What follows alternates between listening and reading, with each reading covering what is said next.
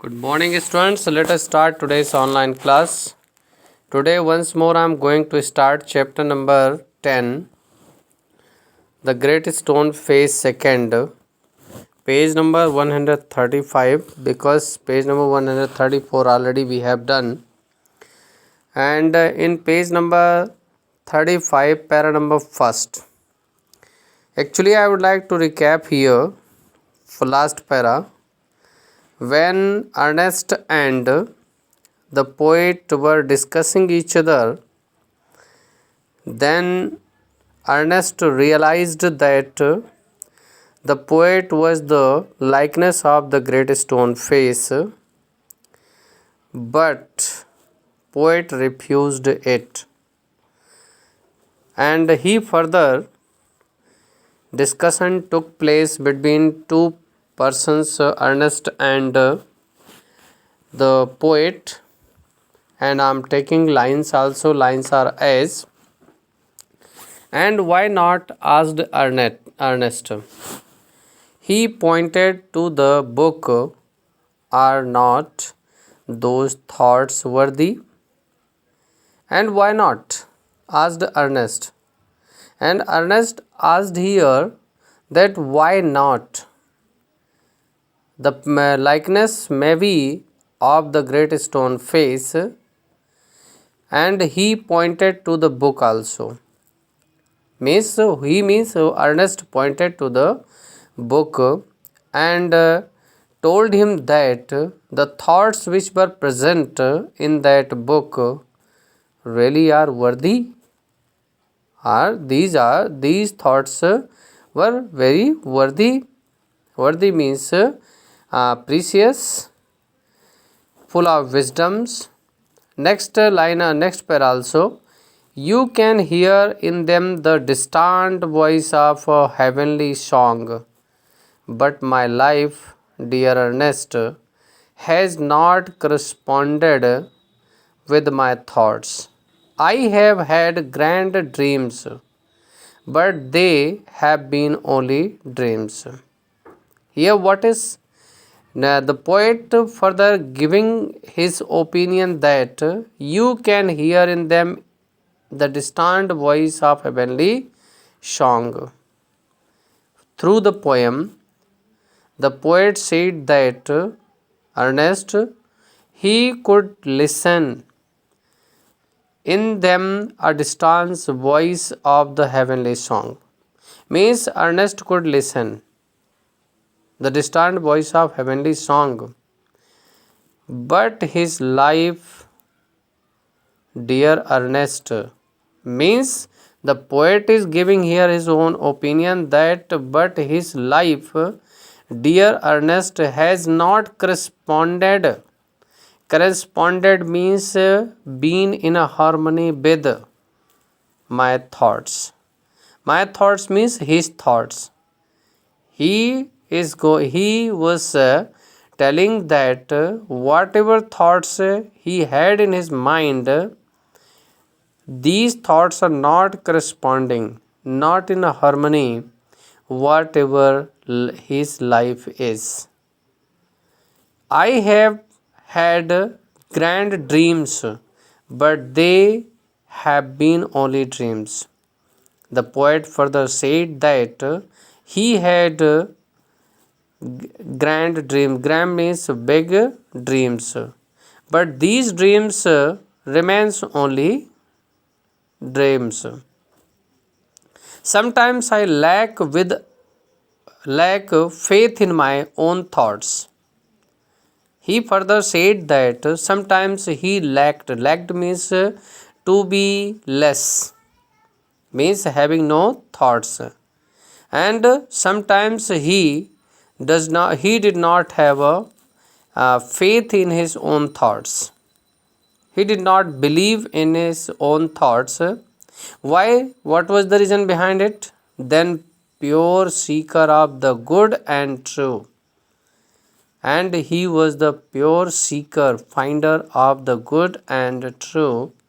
Should you hope to find me in the face of the mountain? Means should you hope to find me Means whatever thoughts are present in the mountain, are these present in him? Whatever he was thinking and a likeness of the great stone face, whatever wisdom, whatever truth he was getting from the mountain, a great stone face, was he present? Were he present in his face? Next para I am taking. The poet spoke sadly and his eyes were wet with tears. So too were those of Ernest. And the poet spoke sadly and his eyes were filled with the tears. And he further said that those thoughts were present in a book. These the thoughts were of Ernest.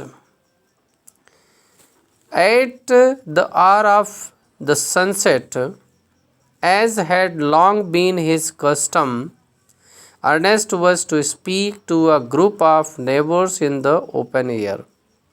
Together, he and the poet went to the meeting place, arm in arm.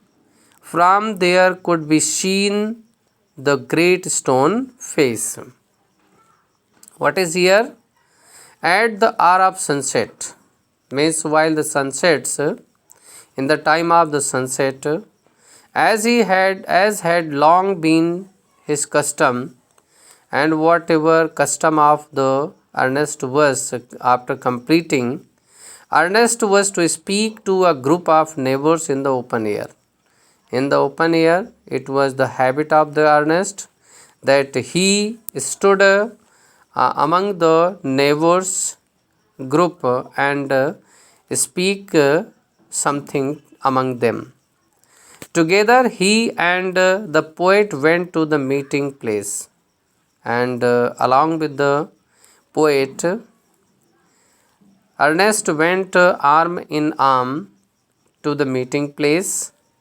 From there there could be seen the great stone face, and that open space, open air was the open place was there. From there the great stone face could be seen very clearly. Means both Ernest and the poet went there for the customs, means for the speaking their thoughts. Actually it was the habit of the Ernest. Ernest threw a book of familiar kindness around upon his audience. Threw a look, means Ernest looked at the familiar kindness around upon his audience, means Ernest looked around his audience.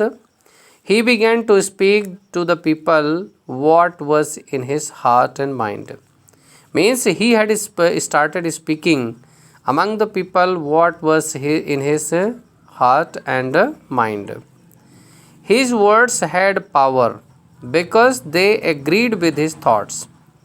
Means whatever word Ernest was speaking had a power because they were agreed with the thoughts, and his thoughts had reality and depth, and whatever thoughts he was expressing had a reality and depth because they harmonized with the life which he had always lived. Means the thoughts which were coming out from his mind, from his mouth, was equally corresponded or agreed with the life whatever he was living. It was not mere breath that the preacher uttered. Means whatever Ernest was speaking, it was not only breath, and as other preacher speak out, they were the words of life. Whatever he was speaking, they were the words of life and reality. A life of good deeds and selfless love was melted into them. And whatever word he was using, the selfless love was melted in his word, whatever he was speaking, and whatever good deeds he was doing in his life.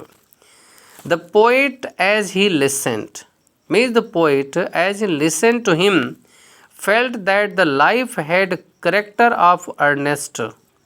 Means the characters of earnest life was having the special character and were a nobler strain of poetry than he had ever written.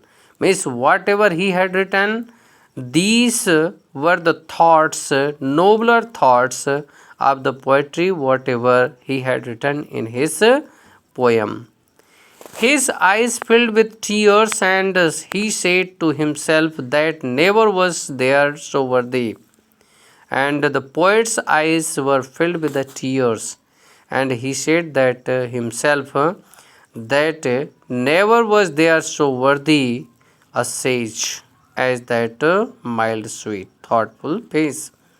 Means whatever sage means sant, wise man, as that mild, whatever kindness, sweetness, thoughtfulness face is present here, it like that face he had never seen, with the glory of white hair diffused about it, and his glory means beautifulness, was diffused, spread all around. Whatever the with the glory of white hair diffused about it, and with the glory of with the beauty of white hairs diffused around it, means his head and beards were white, that was diffused, that was spread all around in his face, at a distance but clearly to be seen, high up in the golden light of the setting sun. And at a distance, it was clearly to be seen, high up in the golden light of the setting sun. Sun was setting, that's why golden light was appearing there. Appeared the great stone face, and the great stone face was also appeared, with white mists around it, and around its face, means great stone face, there was a mist, like the white hairs around the brow of Ernest. And these white hairs were, the mist was looking like the brows of Ernest. At that moment, Ernest's face took an expression to so grand, and in the same time, the earnest face took an expression so grand, so beautiful, so great, that the poet was moved to throw his arms up and shout. Then the poet threw the arms soldier of the earnest, and the poet shout, "Behold, behold! Ernest is himself the likeness of the great stone face." And he said, he shouted, "Stop, stop! Ernest is himself the likeness of the great stone face." Ernest himself is the likeness and likeness of the great stone face, and the prophecy which was told in the past time, is about to be true. Next para I am taking children, and in this para we have to see, then all people looked and saw that what the poet said was true. Means everyone looked at, means the people, those who were standing in the open air, looked at the earnest and the great stone face, and they realized that it was true. The prophecy was fulfilled, and they found that the prophecy which was told was fulfilled now. But Ernest, having finished what he had to say, but Ernest did not stop himself, and he had finished whatever he wanted to say. Having finished what he had to say, took the poet's arms and walked slowly homewards.